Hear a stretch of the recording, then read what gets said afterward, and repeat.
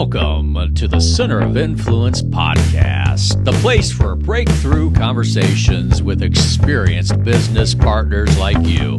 It's time to optimize your center of influence. Let's talk.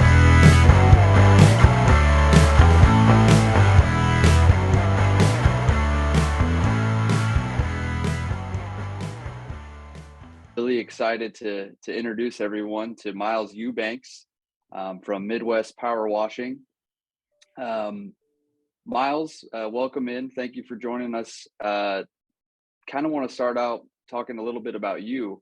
So if you don't mind, just kind of giving us the story of Miles. Tell us about your background, how you got your business started.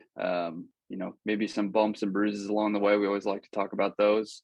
But give us the rundown. Sure, yeah. Thanks for having me. I kind of got started in the cleaning business through my grandpa. So my grandpa, as Johnny knows, had a tree business for a long time, doing landscaping, trees, and I helped him do some of the smaller jobs. Every once in a while, me and my brother would help him take down a big tree or so, but mostly just going with him on doing estimates, going with him on doing small jobs here and there, kind of seeing how he did his work. I always just loved the way he went about it, just talking to people. It was very comfortable, very relaxed always when you're working on someone's house who trusts you. So after high school, I was still working with him a little bit. I had a graduation party, got a little bit of money from my graduation party, and I used that to buy a power washer because I was watching YouTube videos, kind of like the time-lapse ones of like before and afters. Mm-hmm. And I thought those were really cool. And then I started watching videos of these guys making, a few $100s here and there doing small things. And I was like, I could probably do that. It seems easy enough. I know how to run some equipment working with my grandpa. So I bought like a $300 pressure washer off Amazon. And then I started going door to door, knocking on doors, asking people if I could power wash their house. Completely damaged the first house I did. Oh, no. The first house I did, I just didn't really know the techniques or anything like that. I just watched YouTube and just thought it would be, something super easy. Got inches away from their siding and just blasted that siding. And so I'm pretty sure if I went back to that house today, it'd be completely deoxidized. The paint would be coming off. But she thought it looked great. So she paid me, and that was my very first customer. And she was happy with it. She was my neighbor, so she's still happy with it. She still says it looks good when I go by. I know it doesn't, but she doesn't. She thinks it looks good. So that was a good first customer experience, and I was hooked ever since, and I just kept going.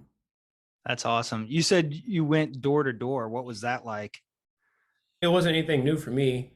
Going door to door, just talking to people, tell them, hey, I got a local service I just started. I'm your neighbor. I lived right down the street. I'd like to take a look at your house and let you know what it would cost to clean it up. Or sometimes if it's one of those neighborhoods where all the houses look the same, I just do a flat rate. Hey, $50, $60. I'd like to pressure wash your house. It's a new local, there you go. New service business I just started, and most of them would, if I got to talk to them, would say yes. Oh, I wow. love the beginning of that story because you started with graduation money. I remember that moment in my life very clearly. It's the first time you ever have to really make a decision with maybe a lump sum of cash, even if it's a few $100 that you've never seen before. So you did a much better job with yours than I did with mine. I think I probably, went on vacation or something. I can't remember, but I think I went on a road trip with friends with that money. Well, there's nothing wrong with that. Yeah, I mean, well, I wish I would have started a small business instead. Yeah, most people blow it, and then every once in a while you meet somebody who's like, I invested in stocks or I started my own business. You're like, whoa, I wish I would have not blown my money. Yeah, and that brings me to a question. How did you have the foresight to kind of, I mean, you invested that in yourself, really. I mean, you invested in your business, but your business was you there initially. I mean, what do you attribute that to? How did you have that long-term vision to put money forward towards something that would help you in the future? I worked at a construction company. Well, my summer off in 2016. Absolutely hated that. I hated doing that more than anything I think I've ever done. Just working a 9 to 5, hard labor the whole time. Not really, you're watching your boss make decisions, and sometimes you're like, why are we doing it like that? Mhm. I I did not like it. Also, I have bad allergies and things like that. So working in construction with all the dust and like the insulation and stuff like that, it just wasn't for me. So I knew I kind of wanted to work outside. At the time, I think I was working at Shields as a working on bikes. Haven't so I had some mechanical skills. Um, and I don't know, just working with my grandpa, I was just like, I like working outside. I like talking to people. I think I could do that. So I'd like to see if I could make a little money here. And so when I go hang out with my friends, I have money. Um, so that's how it kind of started. So That's do you awesome. think that your grandpa owning a small business influenced you to really want to go down that path? Yeah. Yeah, I think my grandpa, my mom also owning a small business, she is a reseller, kind of helped me know like that it is possible. A lot of people have a lot of anxiety going into something like that, especially when they're, I feel like, a first generation. But I have a lot of family that's business owners, so I knew from the start, it's like, yeah, this is possible. It's not something out of the reach. Yeah, it kind of helps also when you start young before you have bills. A lot of people have this dream of owning their own business, but they're like, I got a mortgage, I got car payments, I got a family, so starting out without any of that stuff, I'm sure that's a little freeing that you don't need to make as much money, especially, not a ton of overhead in your type of business. Also, it's mostly Mhm. labor. So, Yeah. Yeah, it was, so or go ahead. no, go ahead. Yeah, it does. I will say it does help a lot not having payments. I just got married this last year and moved out, so this is my first year. Congrats. Oh, thank you. Yeah, this is my first year like living on my own. So I'd say this year I've been doing it for 4 years, but this is the first year I'm like, all right, like this has to go. I actually have to, do this full time. I actually have to try really hard. Because before I like lived at my parents' house and I was like, yeah, I can do a lot of work if I want to. I can do as little as I want to. It really doesn't matter. Like I don't Right. is a difference. But now supporting a family, having all the bills, it's like, oh no, I have to get up and go out and work today. Yeah. Motivation's a little bit different, I'm sure. Yeah. Yeah. Were there other businesses that you considered before you landed on the power washing? Yeah. So a mentor of mine kind of told me, he's like, all you need to make money is a pickup truck, and that's it. You put whatever you want in the back of it. He's like, you could clean windows, you could power wash houses, you could cut grass. He's like, if you need money, you just get a pickup truck with a bed and you put anything back there. And so he's really the one. He kind of, when he told me that, that stuck with me. I think for that whole night. That's the first night I went home and started YouTubing stuff. I'm like, oh yeah, you can make money just walking up to people and saying, do you need this done? Do you need this done? It's just a matter of which service you want to go into. And I power washing. It's hot in the summer. Water is cool, keeps you cold, so it's not too There you bad. go. I like that one, so that's the one I went with. Well, on this show, we really like to shout out mentors because we consider them centers of influence. So, who is your mentor, and how did you establish that relationship with them to start letting them influence your career and your life? Yeah, so the person who told me that is well, it was actually two people, but it was my current father-in-law. His name was Jeremy Price. He's the owner of Patterson Commercial Flooring, and his dad, Larry Price. They were telling me that, when I was talking to them, they're like, yeah, all you gotta do is get a pickup truck. Because Larry, he does window washing and power washing.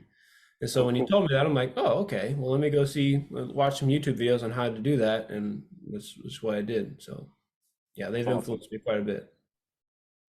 So you mentioned earlier that you would just go door to door. Have you found now that there's other ways of getting business? Have you figured out different things as you've gone along? Yes. So that's been the biggest thing, especially for me this year, transitioning from a part-time business to a full-time business. And that's lead flow.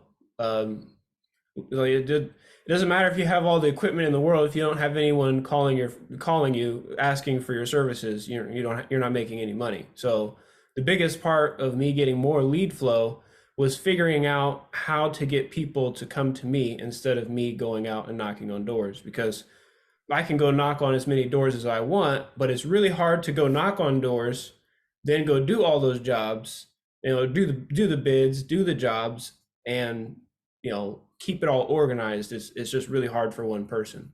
So what I did is I hired a company that does all that stuff. It's Thrive. Used to be Yellow Pages, but they run your Google business and they keep you up. Like, so if you have a service business, so the name of mine's Midwest Power Washing. So people in Springfield or anywhere around the area, if they Google, power washing near me, which is what everyone does when they need something done. My company is the one of the top 3 that comes up when people look it up. So they look that up, they go down the line, they call all those numbers, and I get the majority of those phone calls. So people come to me instead of me going out knocking on doors, and that's really boosted the lead flow a lot. That's how I'm able to do full time now. I'm a fan of Thrive. I have a friend who works for them, and I think that they do a good job. Have you felt like that was an investment that was worthwhile for you so far? Sounds like Yes. Yes, I've tried a lot of SEOs. I've tried a lot of companies that do that service, and they say they work. Thrive is the first one I've used that it actually did work. I saw an immediate change right away, and they built my website for me, and were able to make it look very professional. Nice. To where people can come and request quotes through my website. So that's Before been we nice. came on, we talked briefly about how you're changing your model a little bit, and you're starting to focus more on commercial cleaning, cleaning commercial properties. Was that a result of your work with Thrive, or was that something that? How did you get to that point where you felt like you needed to make that change? Yeah, so the real reason I wanted to make that change or getting more commercial business is because commercial business is year round, whereas a lot of residential slows down a lot. In Illinois, it just gets too cold. No one's going to call you to come clean their house. But businesses, gas stations, concrete can be cleaned anytime as long as you have hot water or it's above 45 degrees. So I've been trying to get more business so I have more commercial business so I have work through the winter. So that really wasn't necessarily through Thrive. That was kind of just knowing how to go about doing commercial bids, commercial estimates, as opposed to residential. Residential estimates seem a lot more laid back. You just go up to you talk to the homeowners. They're comfortable usually paying you anyway. You don't have to send necessarily an extremely detailed invoice. You don't have to go through emails and things like that. Commercial businesses, they want all that information. They want proof of insurance. They want to know that who they're working with is legit. And so it kind of took me a while, just through trial and error, mostly error so far, but this is coming together, trying to sell commercial businesses my services. And so it's starting to work out pretty well. Awesome. So do you think that there's a mix to be had somewhere? Or do you think that there's a future that you really want to just narrow in and this is going to be my niche? Or, is being diversified really important to your business? That's a good one. I don't know how much I really want to expand. There's a lot more complication when it comes to when you have other people you're bringing in. Right now, I have it's in the washing seasons. I have a good lead flow to where I can pick and choose what type of jobs I want to do throughout the week. I usually choose the homes that are easier to clean, that have that pay more. in the wintertime, the commercial jobs, that's where I'm really looking to see how that goes.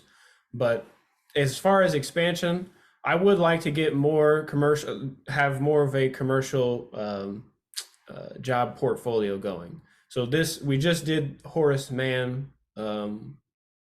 last week. So that's a good company, like a reputable company a lot of people know in Springfield. And so I can put that on my portfolio. And when I go to other jobs, I can say, here, we did Horace Mann, here's before and afters, things like that. And so hopefully that keeps, businesses looking at us when it comes to getting commercial work done. And I don't know how much I want to expand. Like you have Petersburg out there, you have some other companies where they do huge jobs that are like far out of my reach. I don't know if I want to go up there or stay where I'm at because I kind of like where it's at right now. And there's always room for improvement, but we'll see when we go down the road a little bit. You keep mentioning lead flow. Do you rely quite a bit on referrals from past customers? Yeah, so my dad is a salesman, and he has always taught me like referrals. That's how you get sales. Referrals are the best way to go, especially where we live. Word of mouth, it spreads fast. So I have a sheet that I usually like to show customers, and it's got 5 slots in it. So there are 5 friends that you think might benefit from our services the most. If you'd like to put their name and number in there, if you like to have them call me, or you put their number in, if they're comfortable with that, I can give them a call, and that's worked out pretty well. Or sometimes it's just referrals as you cleaning a house, and while I'm cleaning, I'll ask the customer, hey, while I'm cleaning, can I put down a few signs in your yard so people see the signs when they come down the road? And a lot of times when people see the truck with the stickers on it, they see the signs and they see someone cleaning, they'll think, oh, my house is dirty. Let me stop him, and which scares the daylights out of me when I have my earbuds in when they come tap me on the shoulder. But yeah, so the referrals, people seeing me washing, getting people's friends, maybe they have a relative that needs their house done. That's a great way to get more business. I don't think I would ever tap somebody on the shoulder if they had a power washing gun, Yeah. especially a commercial grade one. No chance. You'd be surprised how many people do that, but yeah. Nope, not me. Yeah. Do you ever have people that say, man, my neighbor's house is really dirty, I'll pay you to come back if you will just it's terrible, please? I've never had someone offer to pay for their neighbor, but I have had them like, hey, you need to go knock on my neighbor's house. I've had that happen quite a few times. Yeah. It's funny though, because my mom always told me this. She's like, well, the houses that are dirty, they're probably dirty because the people, don't care as much. You're going to get more calls from the houses that are clean. And that's actually been the case. So usually when I would go door to door, sometimes I would skip houses. I would skip to a house. I'm like, man, that house is dirty. Those people never accept the services. This is always the people whose house is already clean and have good landscaping. Their house looks immaculate. Those are the people that will call you. So usually if a neighbor's house is dirty, they're not interested in getting it clean. Yeah. That's interesting. So pride of home ownership is something that's probably pretty important. What about like landlords? Do you have any that you regularly take care of their houses or anything like that? Yeah. So your sister, Julie, I do a lot of her houses. I've also tried to go towards realtors, maintenance, property, what's the property term? managers. Property managers, yeah. I like to target them through emails, through LinkedIn sometimes. Haven't had as much success as other people who do what I do, like on YouTube. I call them every once in a while. There's a guy from Texas that I call, and I've gotten a lot of advice from him. And he does almost all of his work through realtors and property managers. Me, don't quite have the connections here yet. But yeah, we do try to, if I see a building or something that says property manager, I usually will give that phone call, that number a call and see if I can get a hold of somebody. You sound like you've done a really good job utilizing resources and people you trust, even somebody who's in your industry out of state. Have you identified? I know you're still very young, and your business is still growing quickly, so you're busy. But have you found opportunities already to kind of pay that back, and have you tried to be a resource for some other people and found ways to do that? Yeah, so the power washing community is, if you go on Facebook, it's quite large.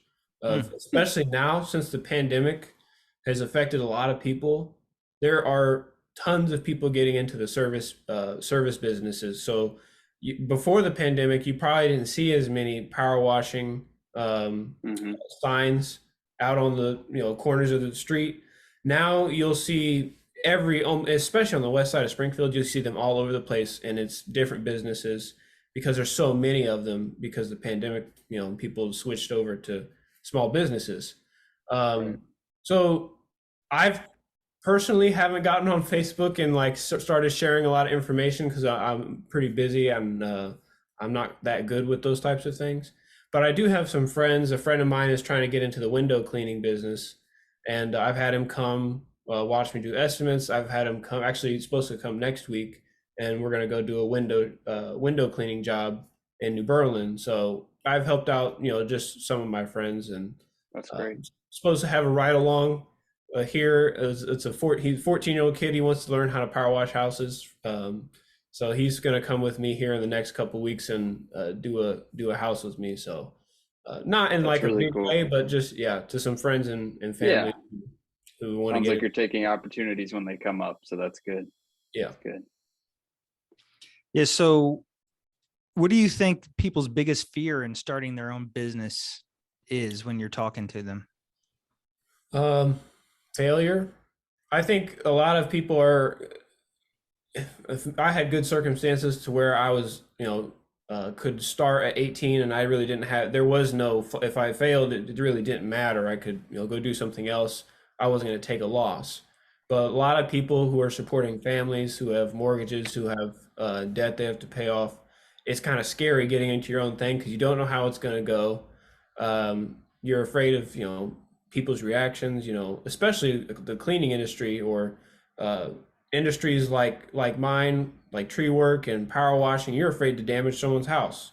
You don't know how that interaction is going to go.